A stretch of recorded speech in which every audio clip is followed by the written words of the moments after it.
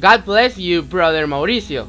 In this opportunity, we are going to talk about heat in the atmosphere. I will introduce the topic about heat and atmosphere. Luis Mario will talk about the solar radiation in the atmosphere. Swemi will talk about the conduction of heat into the atmosphere. And Marlon will talk about the convection. Without further ado, let's begin. First of all, what is heat and atmosphere? Heat is the quality of being hot, and atmosphere is the envelope of gases surrounding the earth. In this case, heat comes from the sun's rays that enter the earth. But the main function of the earth's atmosphere is to be a protective shield against the ultraviolet rays that the sun's rays give. The atmosphere obtains heat from the solar energy that reaches the earth. Heat also gives energy, but it is difficult to see energy in motion. However, the air moves due to energy and can sometimes be seen. It transfers in three different ways: radiation, conduction, and convection.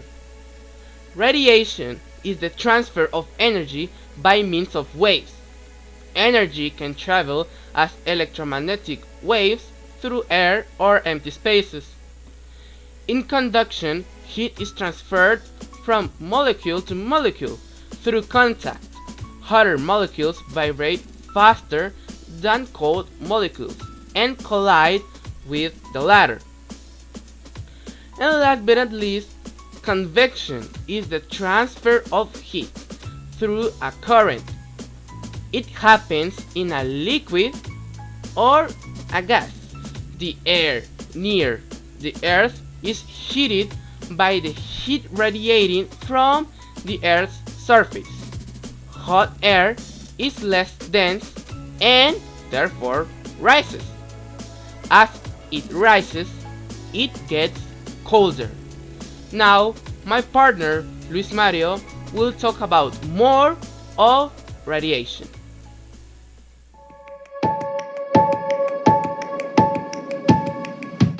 So I will talk about the radiation. For a start, we must know that the amount of solar energy that flows to and from the Earth and the atmosphere is very large. A comparison that allows us to appreciate the amount of solar energy that affects the Earth's years is that it is equivalent to about 160 times the energy of the world's fossil energy reserves. The ability of energy from the sun depends on the geological location of the point on the Earth, latitude, longitude, or elevation, as well as astronomical factors such as the time of the year and the length of the day. All these factors can be determined with a lesser or greater degree of accuracy to estimate the amount of solar energy available. Some fundamental parameters that affect the amount of radiation available on the Earth's surface are the transparency of the atmosphere, cloudiness, the day of the year, and its astronomical factors, etc. I will talk about direct radiation, diffuse radiation, and global radiation, and methods of transferring energy. For a start, we have to know what direct radiation is. It is the solar radiation that reaches the Earth's surface from rays from the sun without having under it any diffuse or reflection. This radiation reaches the surface of the Earth without changes of direction. This means that all the energy that comes from the sun impact directly on the Earth without any reflection or something that make them with a little energy or that diffuse that energy. Now we're going to talk about the diffuse radiation. It is the component of solar radiation that, when occurring small particles of pressure in the atmosphere on its way to Earth and internally with clouds, it diffuses in all directions.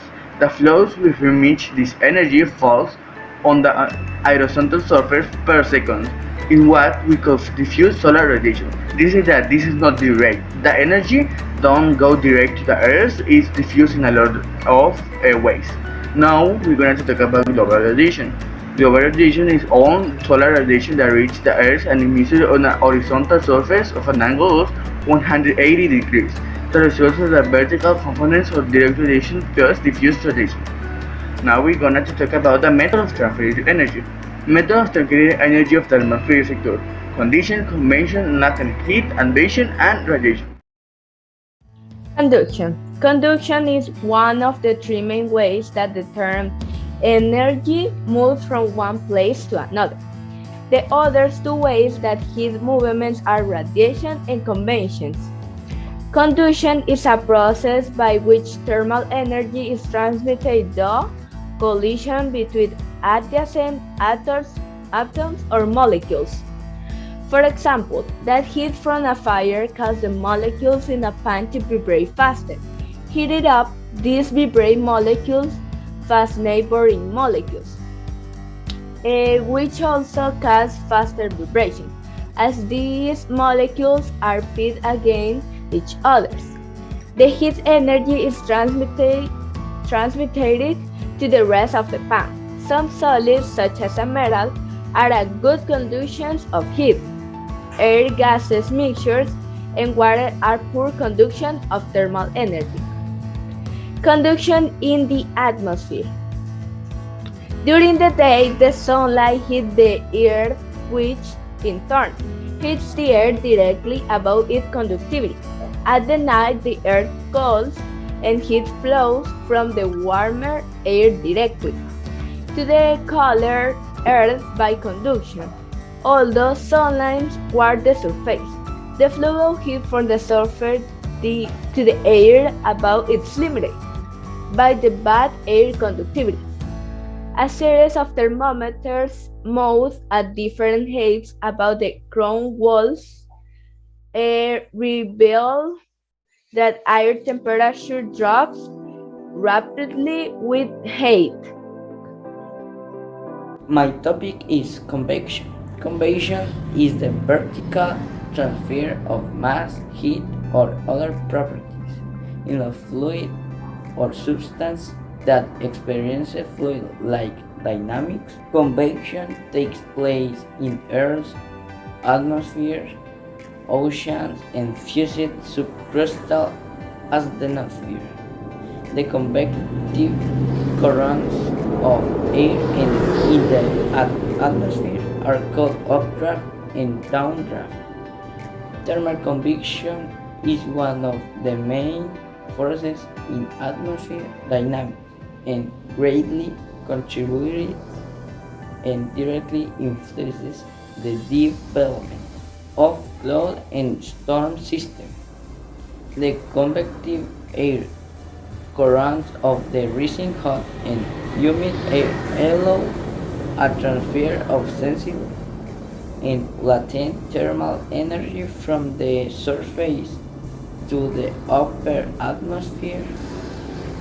One meteorological hypothesis, the cyclonic convection theory, states that the convection resulting from very high levels of surface heating can be so strong that the airstream can reach cyclonic speeds in rotation. Temperature difference in water cause ocean currents that vertically mix masses of water at different temperatures in the atmosphere. Convection drives the vertical transport of air both up and down. In both cases, convection acts toward equilibrium in the lowest energy state by allowing the properties of the differential masses of air or water to mix.